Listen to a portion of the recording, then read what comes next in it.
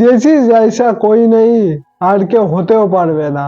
এই কথাটা Indian cricket টিমে একটা প্রচলিত হয়ে গেছে। যখনই উইকেটের প্রয়োজন বুমরাকে আনো, আর বুমরা ঠিক একই কাজ করবে, উইকেট তুলে নেবে যে কোনো পরিস্থিতিতে। মানে আগেও করেছে, এখনো করছে, আর ভবিষ্যতেও করছে। আজকে অস্ট্রেলিয়ার 405 রানে 7 উইকেট পড়ে গেল, তার মধ্যে 5 উইকেট জসপ্রীত বুমরার। একা কত করবে সে? তাও তো একটু সহযোগিতা প্রয়োজন, কিন্তু কেউ নেই। মোহাম্মদ সিরাজ যে সে আগের পুরো মানে মার খাচ্ছে, যেখানে কোনো একটা তার সহযোগিতা করবে কেউ নেই। কিন্তু বুমরা একা, মানে যেদিন থাকবে না, মানে অফ ফর্মে যাবে বুমরা, তখন কি হবে? তখন টিমের অবস্থা কি হবে? সেটা কিন্তু অনেক ইয়ে রয়েছে, এখনো সময় আছে।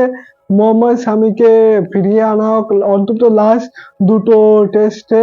তো উম মোহাম্মদ শামি আসলে হয়তো বুমরা একটু সাপোর্ট পাবে। নাহলে যা অবস্থা হলো টিমের, এই জায়গাতে কিন্তু ম্যাচটা জেতা অনেক অসম্ভব। ইন্ডিয়ান ক্রিকেট মানে ব্যাটিং এ ভালো খেলতে হবে, তবে এই ম্যাচটা হয়তো ডমিনেট করতে পারবে। আর এইদিকে স্টাভিস হেড, এই মালটাকে কেউ থামাতে পারছে না। শুধু ইন্ডিয়া দেখলে জ্বলে ওঠে তা নয়, সত্যিই ভালো প্লেয়ার, খুব ভালো খেলে। তো অস্ট্রেলিয়া এর মধ্যে 405 রানে 7 উইকেট আছে। আমি জানি না এই ম্যাচের রেজাল্টটা কি হবে, হয়তো অস্ট্রেলিয়া এই ম্যাচটা জিতে যাবে।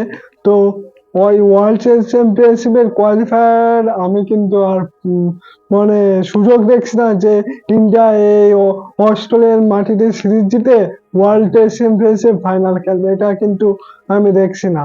ভিডিওটা কেমন লাগলো কমেন্টে জানিও, আর ভালো লাগে শেয়ার করে দিও।